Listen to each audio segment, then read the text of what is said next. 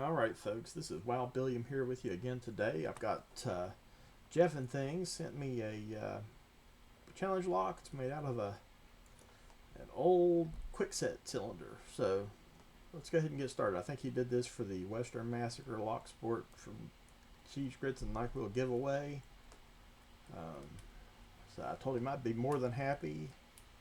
He's probably the closest lock picker that's online regularly, at least to me. So try to help him out here. See if I can get this thing open. I'll be honest with you, as soon as I get one of these open and in hand in real life, I try to film and I just absolutely struggle on camera. Sometimes I think we all do. The joke is the locks get shy. I think it's the pickers get nervous. So I'm going to try to talk to you here a little bit today. Got my kids' trunk or treat. It's a little, I guess about 2 weeks early, but you know how it is with kids' school stuff. They have to schedule around with everybody else in the area. So did hear that the local team here, the Cincinnati Bengals, finally broke their losing streak last night, but sadly the celebration was cut a little short. We had a shooting incident downtown, which is pretty sad. I don't get into the politics of this stuff a whole lot, but you know, if you're the praying kind of person, you know, pray for the family. I believe the person involved has passed away, and pray that justice is done in the situation.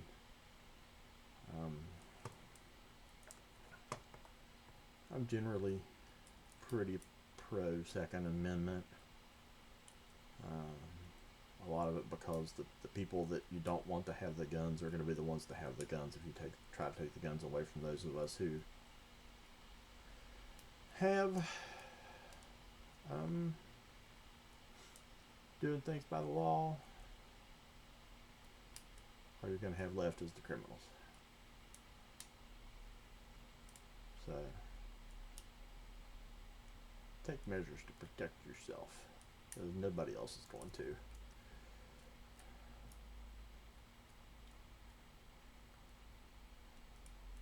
And if there's anything Locksport's taught me, is that a lock is not enough on its own.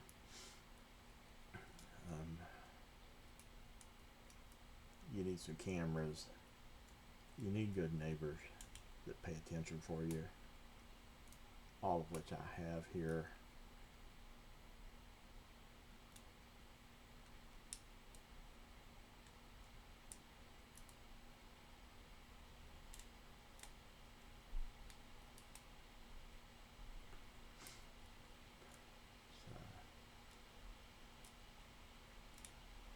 A little bit of a false set. I believe it's this second pin. There we go. Got some movement on the core. A little bit more movement. Let's see if we can get this open so we can gut it really quick for the camera.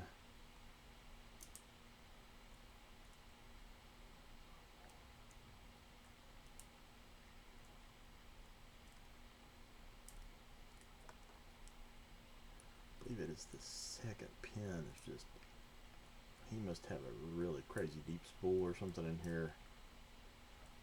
Hoping we'll get this open so I can show you.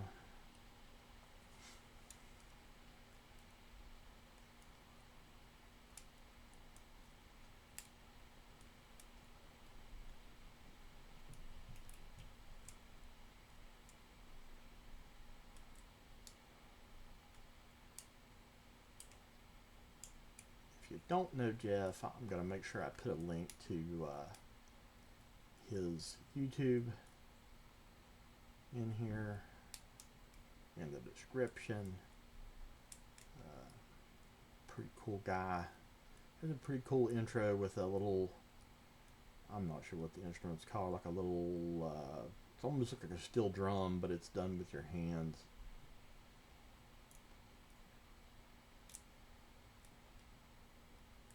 Which is pretty cool. He's a really nice guy. Get over there and give him a sub.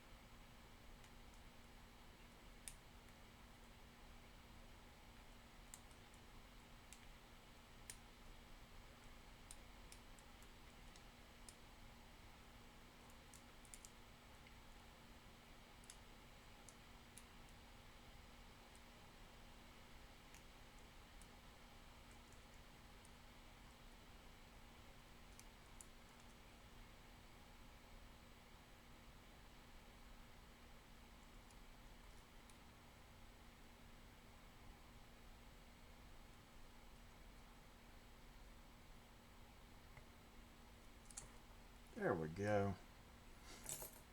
Got it open.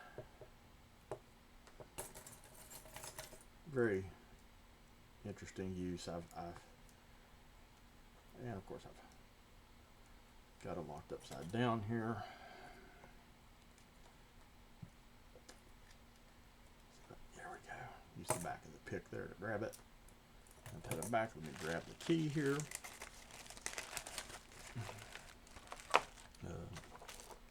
Well, there we go.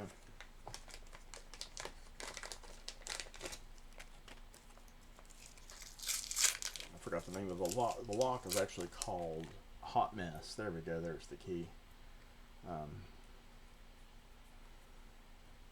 It was a fun one to pick, and I have to ask him now who the next person, the next victim, will be for this lock. Grab the clip off of here. You can see I've got one here from Elroy's Toys too. Hopefully we'll have it filmed this weekend as well. And then I've got another one that I'm still struggling desperately with at the moment.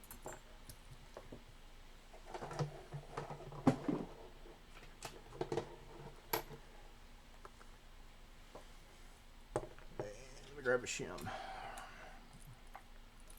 Number one rule of challenge locks is to always shim these things, because you don't know what kind of homemade pins there are inside these locks.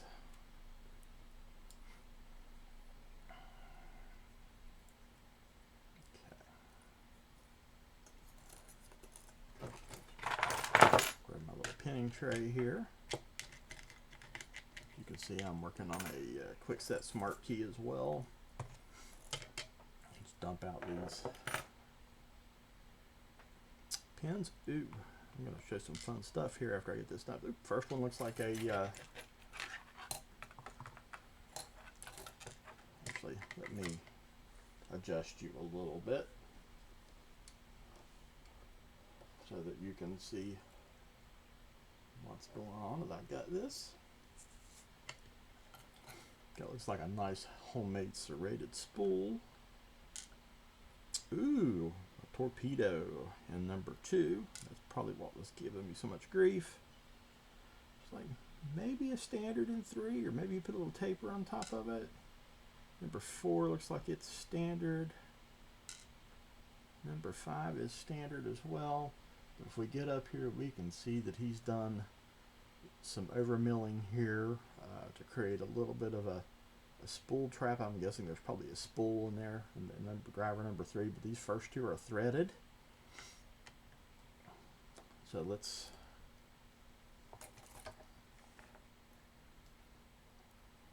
get these drivers out of here. Oop. And of course, this is a hollow follower. And what's the first thing old Chris does with a hollow follower? He drops a pin. And of course, in my mess here, I can't seem to find it. So we'll go ahead and get the rest of these out, and then I will hopefully find it. So number 2, we've got a serrated almost to a T-pin.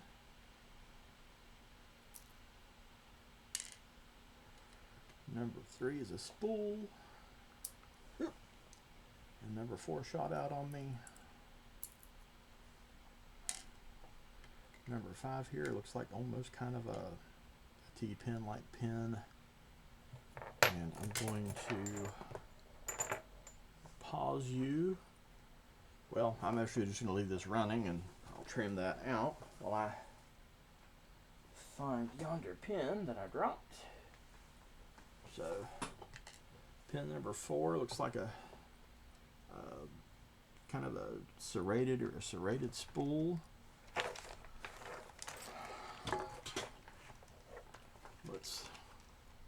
There we go. Number 1 was a standard driver. So we got some fairly standard looking springs, it looks like, in here. Yeah, it looks like all of our springs are standard.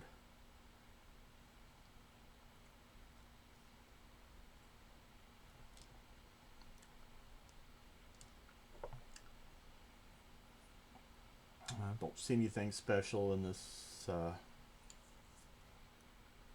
core here. Just like a normal quick set kick cylinder. It kind of fits in the front of the doorknob like they do.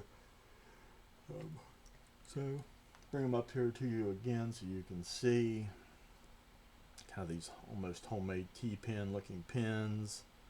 A standard here in one with a kind of a serrated key pin. A torpedo in 2 with kind of a serrated T-pin. Number 3 here looks like a standard pin with a standard quickset pin with a kind of a cross between maybe a little bit of a serrated spool. Same thing in number 4, and almost kind of this tapered key pin, T-pin type pin in number 5. So there you go with Jeff and Things. Hot mess. Fun stuff, guys. Get in on this game of the challenge locks if you're not already. It's a load of fun, and you learn so much about how these locks work and why certain things trip you up when you're picking. Hope you have a great day, and we'll catch up with you next time.